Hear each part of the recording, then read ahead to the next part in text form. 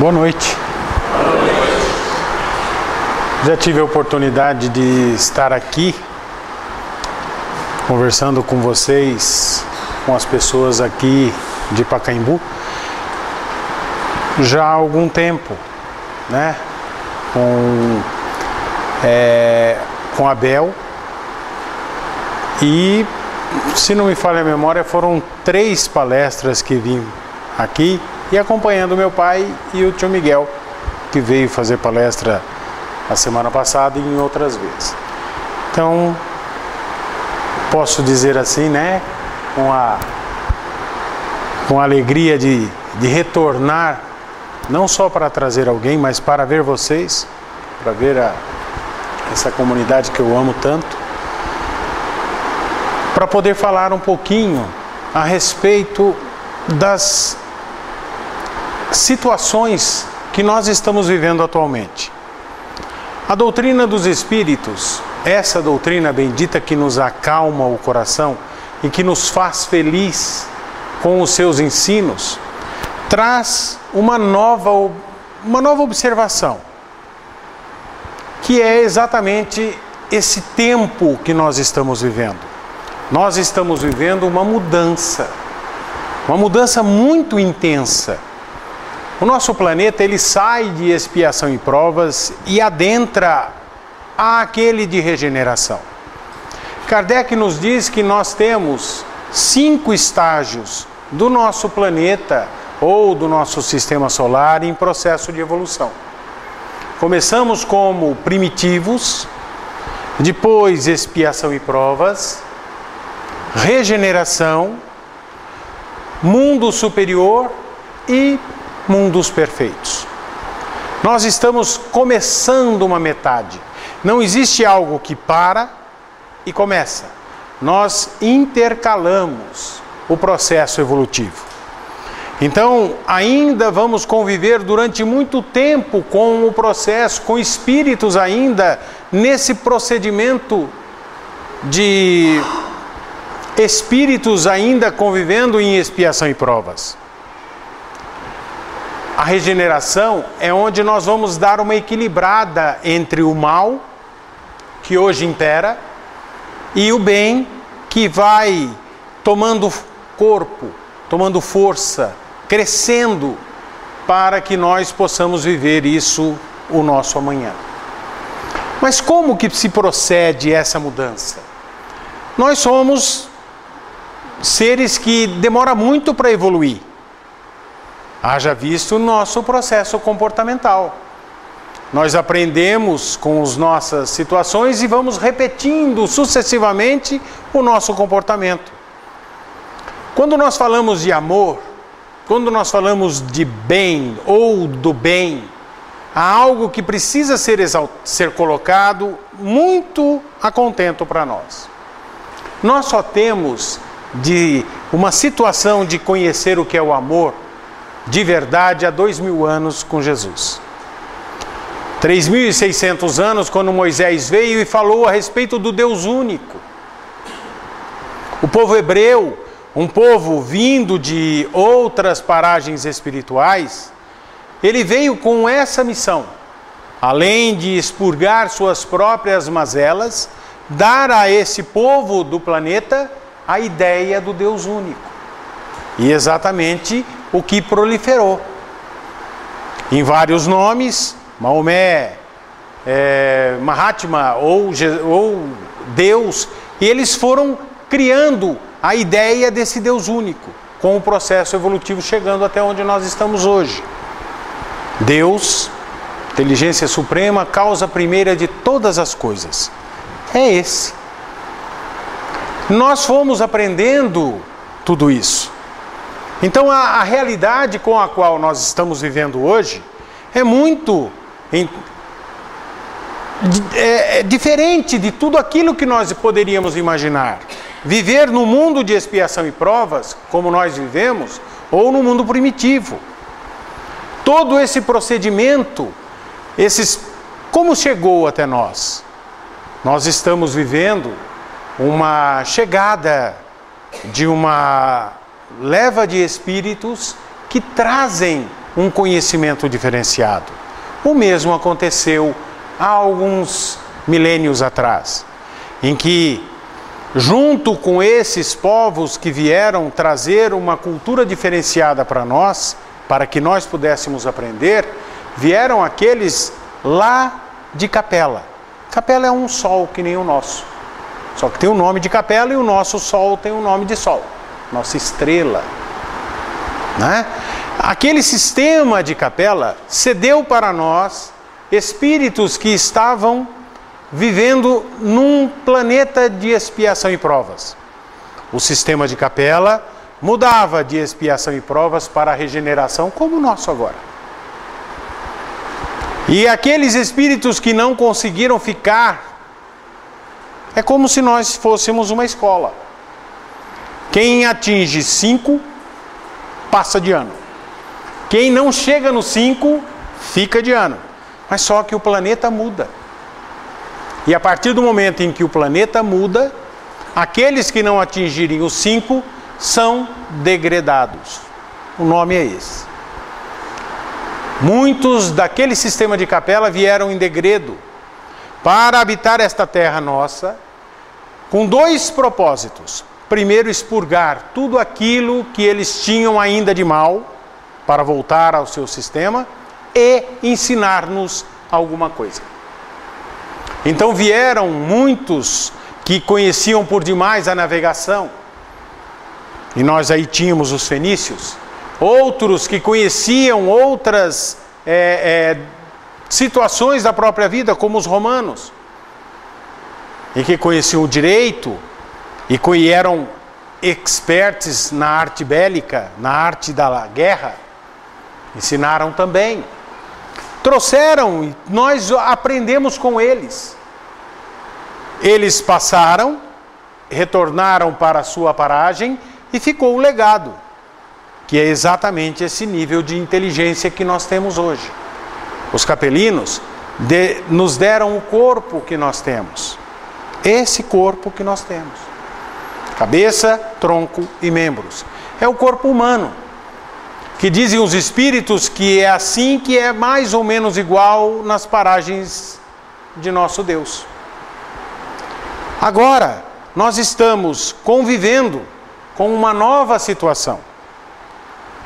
O nosso sistema muda de expiação e provas para a regeneração. E um outro sistema muda de regeneração para um mundo superior. Não dá para trabalhar isso. Então aqueles que não atingiram 5 vão vir para cá, já estão chegando.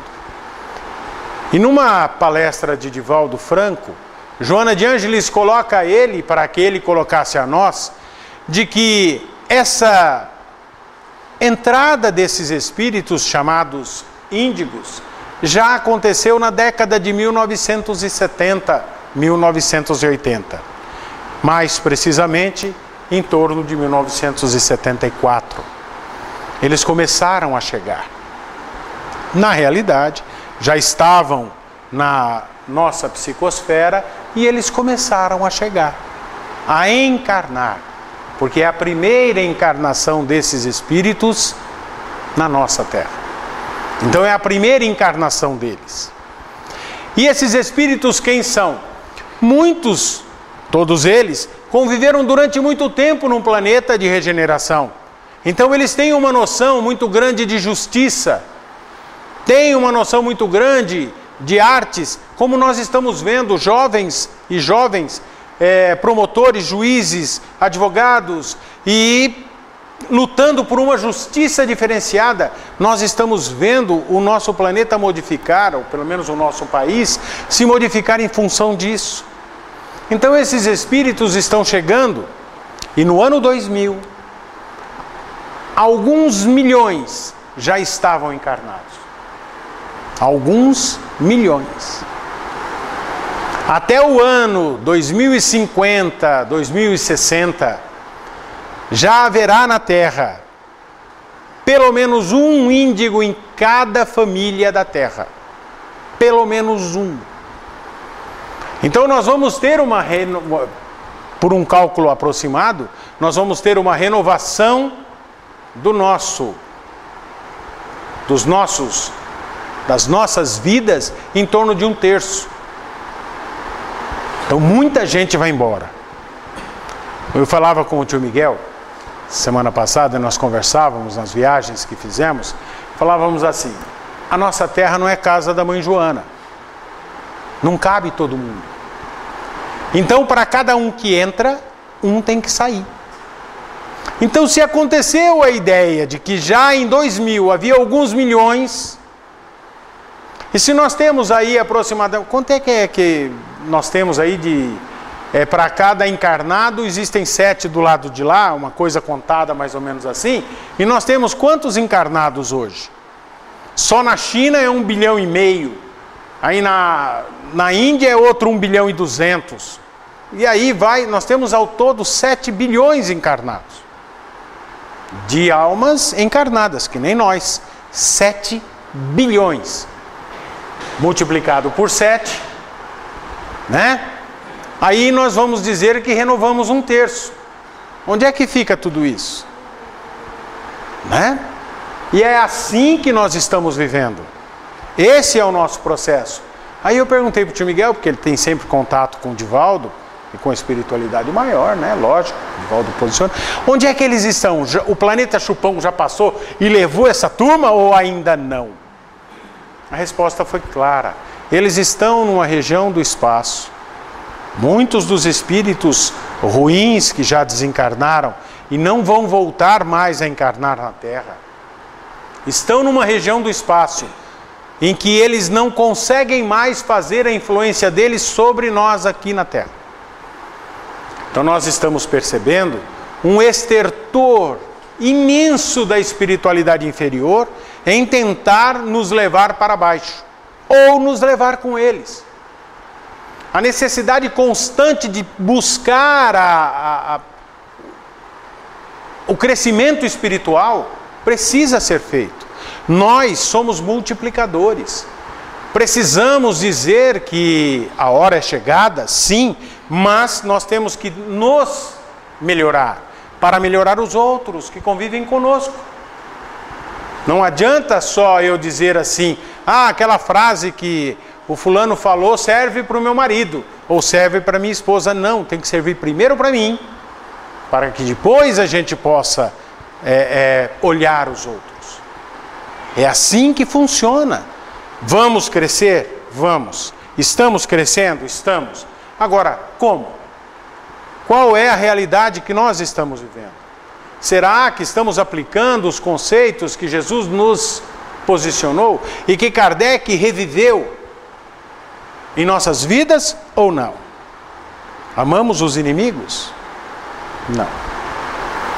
Perdoamos? Não. Temos boas condutas? Não. Nós temos por demais condutas ou desvio de conduta. Seja uma simples fala de: ah, mas aquela fulana lá ou aquele fulano, sabe falar mal da vida alheia? Ai, mas isso não é tão mal assim, é só, tô falando só, como é que as pessoas falam? Não, mas é só uma colocação. Mas eu estou falando mal dos outros. O nosso desvio de conduta precisa ser sanado. Nós precisamos nos voltar para Jesus em plenitude. Mas é difícil. Nós falamos no começo a respeito dos hábitos. Temos muitos hábitos ruins. Muitos. E hoje, eu estava falando no consultório, uma colocação simples, né? O que você entende por consciência? O que é a consciência? A consciência é a elaboração da inteligência. Porque inteligentes, todos nós somos. Todos. Agora, conscientes é que ainda falta acertar. Por exemplo, todos nós sabemos dos malefícios do álcool, né? Não pode beber quando, não pode dirigir quando bebe, e aí vai. Então, um monte deles, né? Não pode beber muito que dá cirrose, ou qualquer coisa nesse sentido. Dá câncer na laringe, câncer no esôfago, dá câncer no estômago. E nós sabemos que beber não causa, mas eu conheço tanta gente inteligente que bebe. E muitos bebem. Mas não faz mal uma cervejinha? Faz. Infelizmente faz. O cigarro, a droga, né? Faz mal. E a pessoa inteligente usa. Mas então ele é inteligente, mas não é consciente. É isso que nós precisamos fazer. Sabemos que não podemos e fazemos. Aí somos inteligentes, mas não somos conscientes. É essa consciência que vai fazer com que nós mudemos de hábito. Como é que se constitui um hábito? Primeiro é um pensamento. Aquele pensamento me satisfez. Aí eu repito o pensamento. E repito de novo, porque me satisfez. E a partir do momento em que eu repeti várias vezes o pensamento, ele acaba se tornando um hábito. Porque o hábito é prazeroso. Né? E esse hábito vai fazer aquilo que somos. Querem um exemplo? Às vezes as pessoas chegam para a gente e falam assim: eu queria parar de fumar. Então tá bom. É simplesmente pegar o cigarro e jogar fora? Não é. As pessoas falam: mas que bobagem, é lógico que é, joga fora. Não é. Porque junto com esse hábito de fumar, existem outros hábitos trazidos pelo cigarro. Por exemplo, eu conheço pessoas que falam para mim assim: olha, o senhor não sabe o quanto é gostoso pegar o cigarro, a fumaça do cigarro na boca, junto com o gosto do café. Dizem que é muito gostoso. Eu não sei, porque não fumo, não sei. Mas falam que é bom. E isso faz, dentro do processo do fumar, faz o processo do hábito. É um hábito a mais. Outras pessoas falam assim: não, eu fico com o meu cigarro fumando e eu fico pensando na vida. É o meu companheiro. Olha só. Distrai. É o meu companheiro. Então já são dois hábitos que eu preciso romper para poder tirar o cigarro fora da minha vida. E de repente eu vou ver vários hábitos ligados a isso. Ao hábito de fumar. Então é necessário começar a romper hábitos pequenos que formam ou seguram o hábito maior. Embora a gente saiba que não devemos, mas como é difícil romper com tudo isso. A mesma coisa da bebida. Mas a cerveja é uma delícia. Não, eu não consigo achar delícia na cerveja. Me perdoem aqueles que gostam. Eu não consigo. É um troço amargo. Como que eu gosto de coisa amarga? Eu prefiro coisa doce. Sou diabético, não posso. Mas eu gosto de coisa doce em vez de coisa amarga. Mas por que que a pessoa gosta da cerveja? Ou do álcool, da bebida alcoólica? Eles gostam pura e simplesmente porque o álcool ele causa um entorpecimento do nosso senso crítico.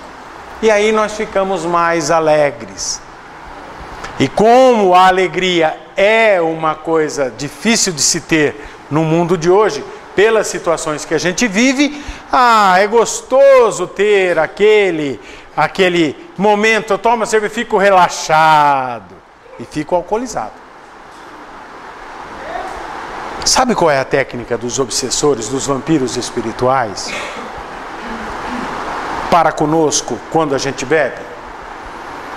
Eles são inteligentes, muito inteligentes. Eles se aproximam daquela pessoa que bebeu, eles ficam ali e retiram os miasmas, os fluidos daquela pessoa, mas eles não tiram tudo.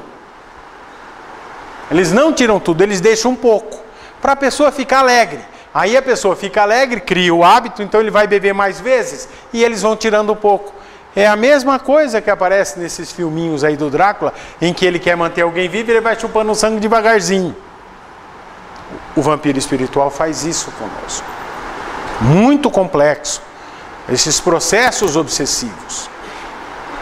Mas nós estamos vivendo essa mudança exatamente porque já nos foi dito que é a era do Espírito que está chegando.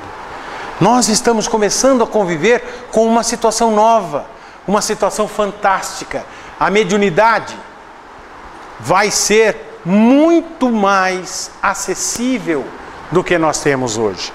Situações mediúnicas que nós não temos, por exemplo, a transfiguração. O médium recebe um espírito e a gente vê por sobre o corpo a transfiguração. A pessoa mostra um outro rosto. Essa é uma mediunidade difícil, como a mediunidade de cura, como outras mediunidades que são ainda hoje carecidas de vivência, de exemplos. Nesse mundo novo que nós estamos entrando, a mediunidade vai ser muito mais aberta. Estas mediunidades estarão mais à disposição de todos nós. E nós vamos poder vivenciar a era do Espírito. A comunicação entre o mundo encarnado e o mundo desencarnado vai ser muito mais fácil. Muito mais simples. O tio Miguel colocou que em torno de 1000 anos para poder efetivar o processo de planeta de regeneração. 1000 anos. Ué, mas você não falou agora há pouco que em 2054 por aí nós vamos estar... vão chegar os índigos. É aquela turminha que, como é que nós podemos dizer assim, que tirou mais nota baixa. Aí depois deles vão vir uma outra turminha aí chamada os espíritos cristal, que estão muito mais próximo daquele 4.9 lá nosso do que qualquer outra coisa. Esses espíritos estarão chegando no preparo que os outros já vieram começando a fazer. Então essa vivência espiritual com a qual nós estamos buscando o conhecimento da doutrina, ela precisa ser feita. Muitos de nós dizem assim: temos o livre-arbítrio. Você tem seu livre-arbítrio? Você tem seu livre-arbítrio? Tem, né? O senhor também tem. O senhor também, eu também, você também. Todos nós temos livre-arbítrio. Mas como que a gente mensura o livre-arbítrio? A gente pode tudo? Não. Agora, como é que a gente consegue mensurar o livre-arbítrio? Pergunta 122 do Livro dos Espíritos. Lá está escrito exatamente que o livre-arbítrio ele é medido pelo nível de consciência que tem a pessoa. Aí agora nós começamos a entender por que da consciência e da inteligência. Quanto mais consciente o homem, mais liberdade espiritual e material ele tem, mais livre-arbítrio ele tem. Não tem como fugir. Pergunta 459 do Livro dos Espíritos, né? Os espíritos dirigem nossa vida? Como é que é? A resposta é clara: muito mais do que imaginas. De ordinário, eles que vos governam. O que quer dizer de ordinário? Sempre. Mas peraí, meu livre-arbítrio? O meu livre-arbítrio vai de acordo com a consciência que eu tenho. E se lá no Livro dos Espíritos está escrito isso, e esse de ordinário é dentro do dicionário do Aurélio, tudo, peguem lá para ver. De ordinário quer dizer sempre. Eles nos governam. Quem? Quem? Aí a gente diz assim: diga-me com quem andas, que eu te direi quem és. E diga-me o que pensas, e eu te direi qual é o tipo de espírito que está do teu lado. Não tem como fugir. O nosso livre-arbítrio ele é medido pelo nosso nível de consciência. Se não temos consciência, somos tutelados. Está aí o bichinho, o nosso gatinho. Cachorro, todos eles são tutelados, mas eles têm um certo livre-arbítrio. mas na maioria eles estão ali sendo cuidados por nós. É assim que os outros fazem. Eu fiz uma pinceladinha a respeito do processo obsessivo, a respeito dos vampiros. É assim que funciona, né? Como é que é? Eles vão tirando um pouquinho daqueles fluidos da pessoa que tchucou bastante, e depois que tirou o suficiente para ele, ele deixa um pouquinho, exatamente para a outra pessoa se sentir legal, eu estou muito bem, nossa, bebi quase todas e ainda estou legal. Aí ele vai beber todas de novo, o outro faz. É assim que a obsessão se faz, nesse nível. E como não temos livre-arbítrio suficiente, porque não somos conscientes o suficiente, eles nos governam. Quem hoje aqui só pensou coisa boa? Opa! Lógico que não. Quem hoje aqui não pensou na hora que aquela pessoa deu aquela, quem dirige, né? Deu aquela fechadinha básica, o que saiu daqui é indizível. É exatamente isso. Todas as vezes que nos postamos mais abaixo, nós somos atingidos pelo mal produzido pelos outros.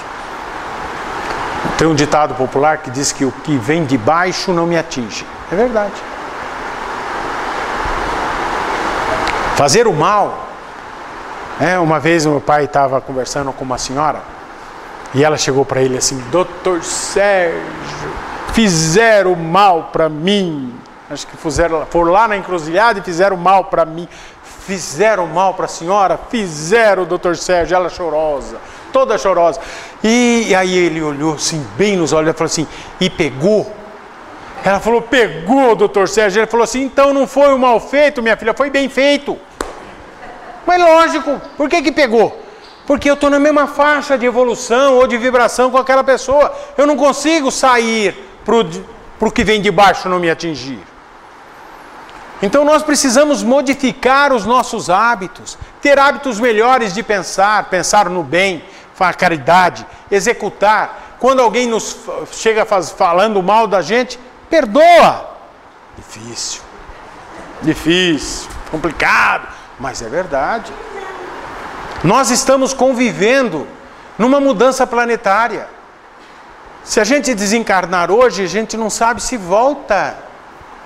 Olha a realidade que nós estamos vivendo. Não é brincadeirinha de criança.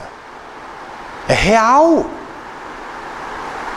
É 1/3 dessa população espiritual encarnada e desencarnada que vai mudar o procedimento.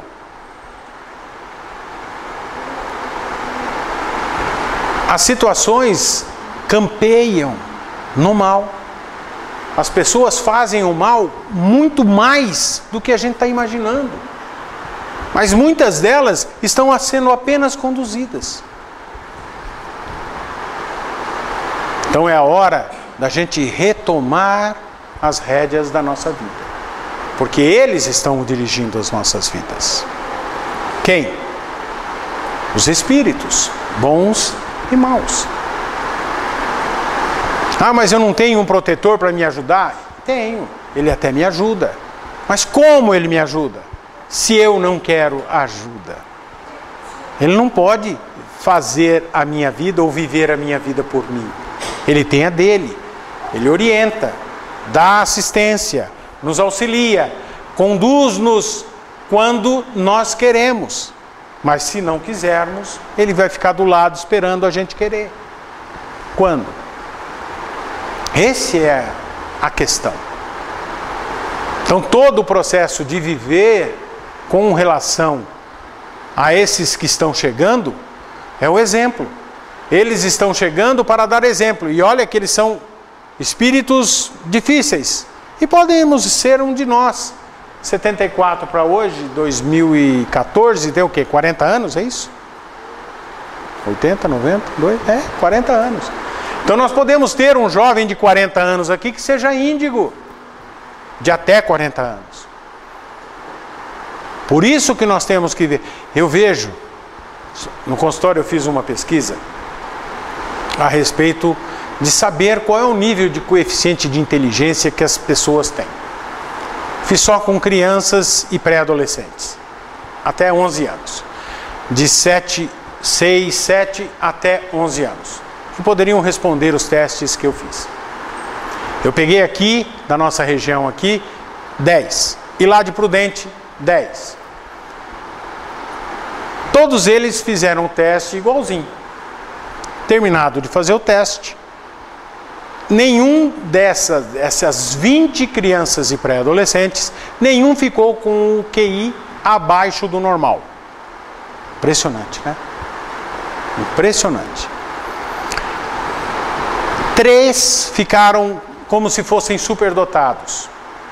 2 aqui da nossa região e 1 de Prudente. Esses 3 melhores qualificados, um teve um QI de 149,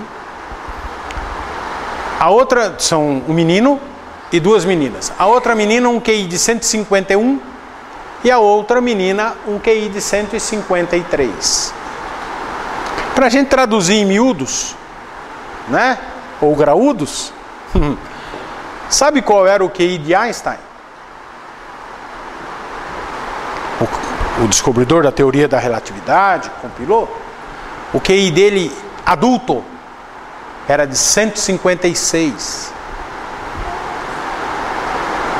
É que pensar demais, a gente precisa estar pensando muito.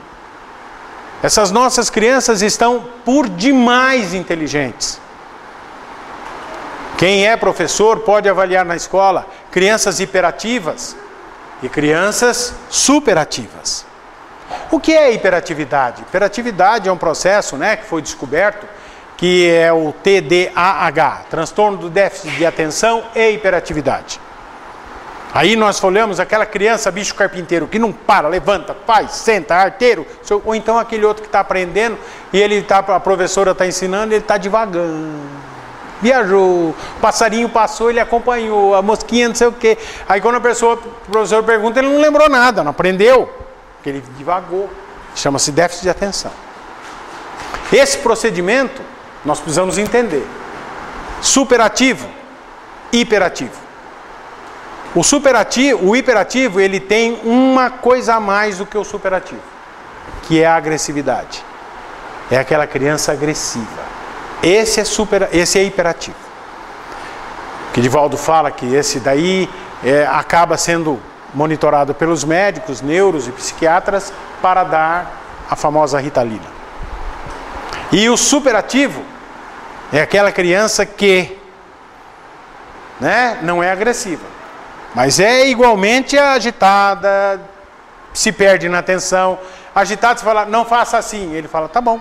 Ele fica ali 2 minutinhos. Aí ele levanta e já faz de novo. Aí, não faça isso. Ele não faz. Dali um pouco ele está levantando e fazendo de novo. São essas as situações com as quais a gente está vivendo hoje. E muitos de nós, ou dos cuidadores, ou dos educadores, que não estão entendendo essa situação, todos eles acabam sendo colocados numa vala comum. E uma das características dessas crianças inteligentes e dos adolescentes e adultos jovens inteligentes é que eles são muito inteligentes, mas eles, na maioria da vida, eles convivem conosco, né? E nós não somos tão inteligentes quanto eles. E por serem muito inteligentes, o que eles fazem? Eles rebaixam o nível deles para o nosso. E conseguem conviver conosco. Só que daí eles habituam-se e não conseguem crescer mais. Nós perdemos muitos gênios. Demais. E vamos perder. Mas isso faz parte do processo de evolução de cada espírito. Então hoje nós estamos vendo profissionais da psicologia, da psicopedagogia, buscando essas crianças e levando-as aonde elas precisam estar. Num nível melhor de conhecimento, para que o seu livre-arbítrio seja mais, e que nós não sejamos tão tutelados assim. pelos inimigos ou pelos espíritos inferiores. Que possamos ser tutelados, sim, pelos espíritos superiores, que nos levam a melhorar de vida, a entender melhor as coisas, traduzir em miúdos tudo isso que nós estamos vivendo. Então esse planeta novo que está surgindo, tem gente nova surgindo também, para nós é tudo novo. Gente, só para... Eu assisti há alguns anos atrás uma reportagem no Discovery Channel em que eles estavam fazendo pesquisas com primatas, macacos. E eles estavam buscando quais eram os primatas mais inteligentes. Desses primatas, das espécies de primatas inteligentes, eles separaram 3. O orangotango, aquele bichão amarelo, macacão amarelo, o gorila e o chimpanzé. Os 3. E eles fizeram muitas pesquisas. E qual é, só para a gente poder identificar isso que eu estou falando, como que nós sabemos que somos nós? Como que cada um de nós sabe que somos cada um? Como que o Sérgio sabe que é o Sérgio? O Sérgio olha no espelho e se reconhece no espelho. Então a característica do espírito inteligente, daquele que saiu do princípio inteligente, que é o animal, se pôr o gatinho aí de frente para ele, pôr ele no espelho, ele vai brigar com o espelho, porque ele não se reconhece. Então nós olhamos no espelho e nos reconhecemos. Então nós somos espíritos, enquanto que o bichinho é princípio inteligente. Tá? Para a gente ficar bem tranquilo. O nosso gatinho que está passeando aí, ele é princípio inteligente. Um dia será como nós. Como? Ainda não sabemos. Tá? Aí aquelas pesquisas estavam sendo feitas e eles colocavam exatamente o espelho e no espelho eles deixavam o animal. De repente, né, o animal olhava o espelho, tanto o orangotango, o chimpanzé quanto o gorila. Eles olhavam o espelho e eles tocavam o espelho devagarzinho. Não tinha ninguém ali, só ele e o espelho. Ele punha a mão no espelho, dali um pouco ele punha a mão nele mesmo. Outros olhavam atrás do espelho para ver quem que estava ali. Outros realmente passavam a mão em si mesmo, né? E faziam micagem para o espelho.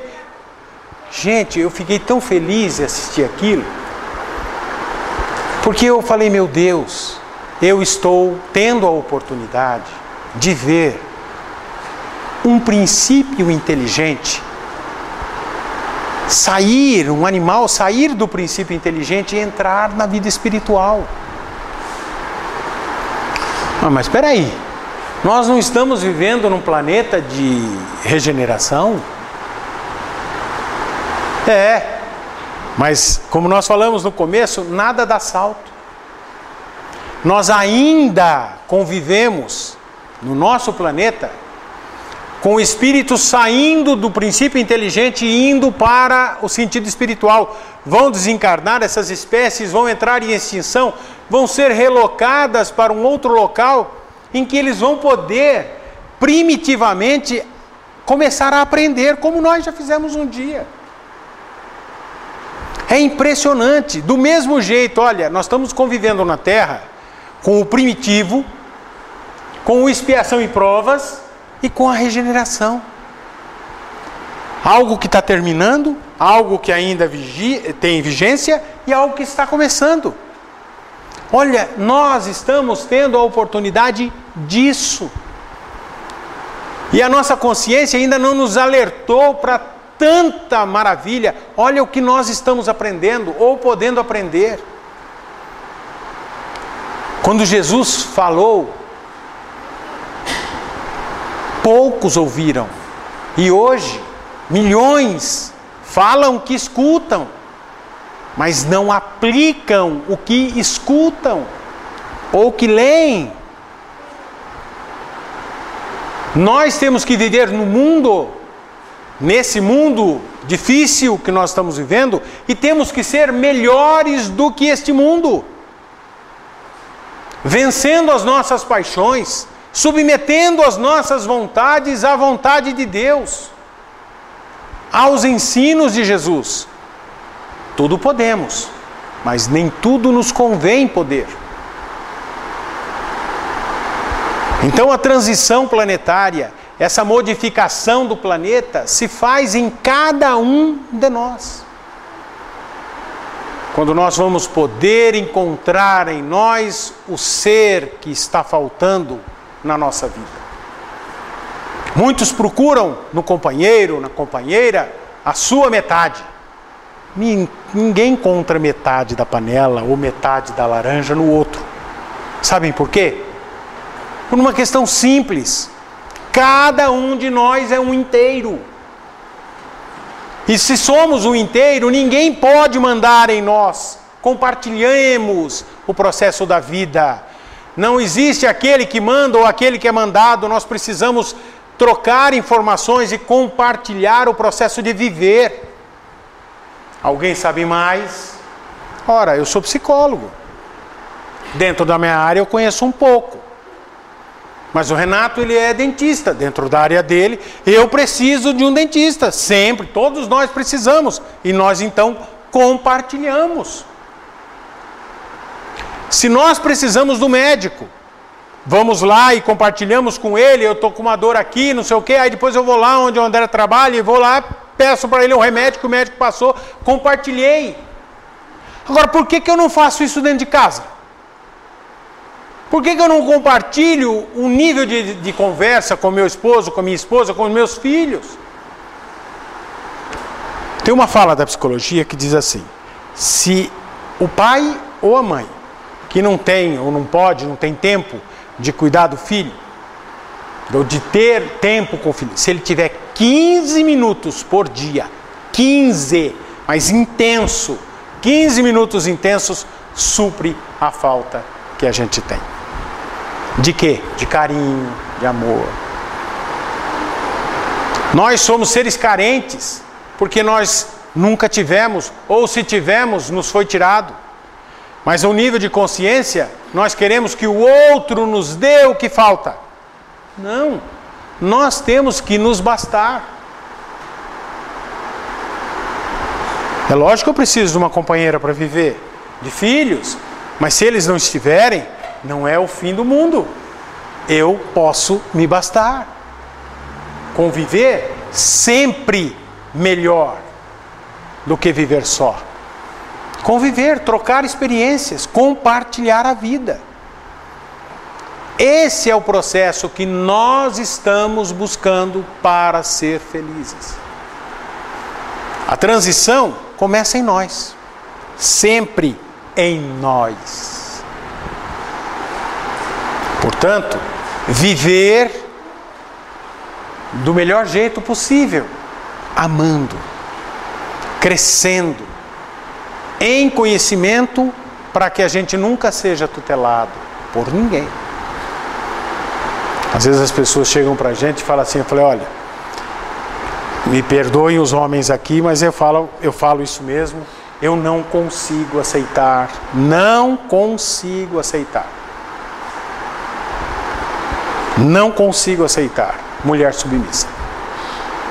Não consigo. A mulher, ela tem que estar no mesmo nível que o homem. Porque esse é o nível de evolução. Foi isso que Jesus fez. Porque a mulher judia, ela não tinha direito nenhum. Nenhum. Ela era como um animal. Motivo de troca, inclusive.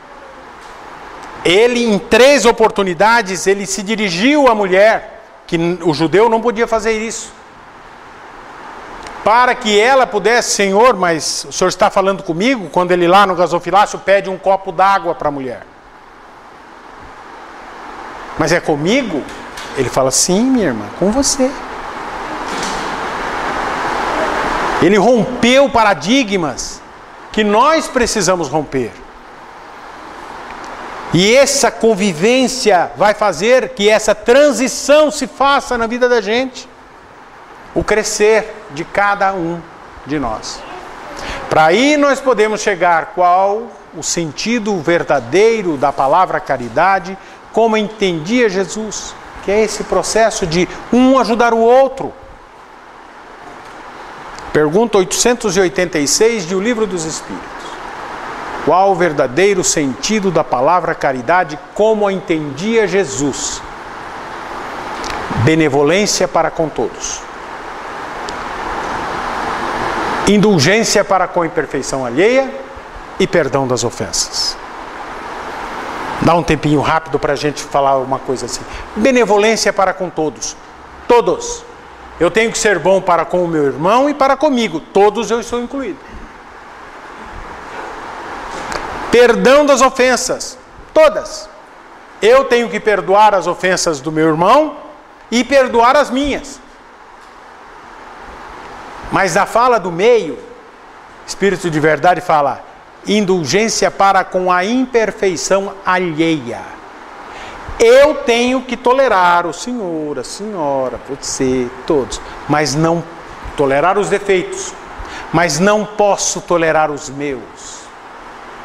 Os meus eu tenho que buscar corrigi-los, porque cada um tem que buscar corrigir o seu.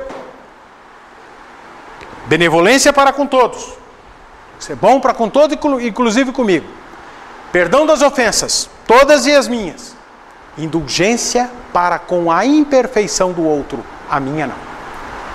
Eu não posso passar a mão na minha cabeça. Eu tenho que ser austero, severo com as minhas dificuldades e buscar a correção. Esse é o sentido da palavra caridade, como entendia Jesus. Nós estamos convivendo dessa forma. Não há como modificar o planeta sem nos modificar.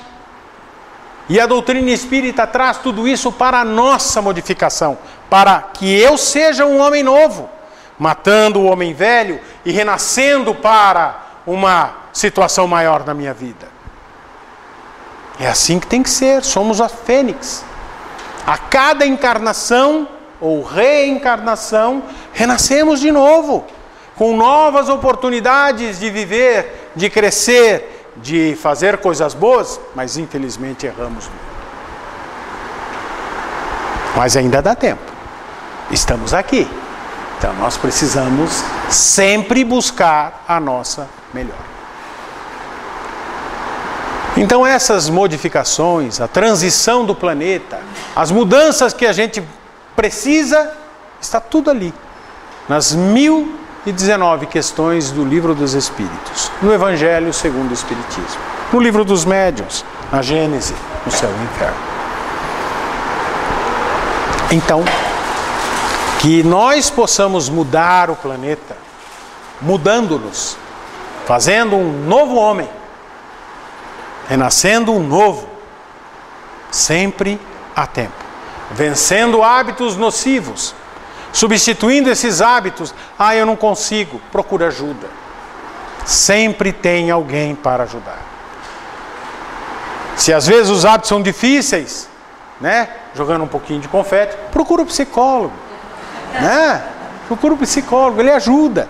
Se ele for espírita ainda, nossa, melhor ainda, né? Para que a gente possa pelo menos buscar o entendimento de uma vida nova. Nós não vamos ter, talvez, outra oportunidade. O tempo está correndo rápido demais. Nós estivemos aqui na quinta-feira. Hoje já é terça. Passa rápido demais. Então não dá tempo para falar, não, eu vou fazer a caridade amanhã. O amanhã talvez não chegue. E se chegar, talvez passe rápido demais. Tenho a oportunidade de hoje? Faço hoje. Trabalhar a minha tranquilidade. Qual é a tranquilidade do homem? Vencer a sua ansiedade. Só para a gente deixar algo, para a gente poder entender. Todo mundo fala, eu sou ansioso. Falei agora mesmo do TDAH. Sou ansioso. O que é a ansiedade? O que é a ansiedade? Todo mundo vai falar, é que eu fico querendo o amanhã e não sei o que. Isso aí tudo é efeito da ansiedade. A ansiedade, para a gente entender, basicamente, a ansiedade é a não solução dos nossos problemas. Toda vez que eu tenho um problema e eu não dou conta dele, fico ansioso. E eu não tenho um problema por dia, eu tenho um monte. Dá para a gente entender isso? Quando a gente tem um problema e a gente resolve, ai, graças a Deus, né? Acabou a ansiedade.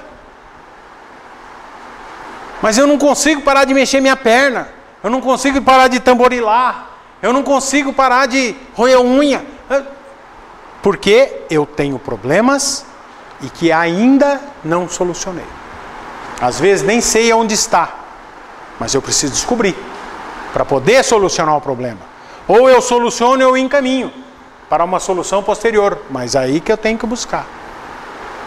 Então a ansiedade é basicamente isso, não solução de problemas.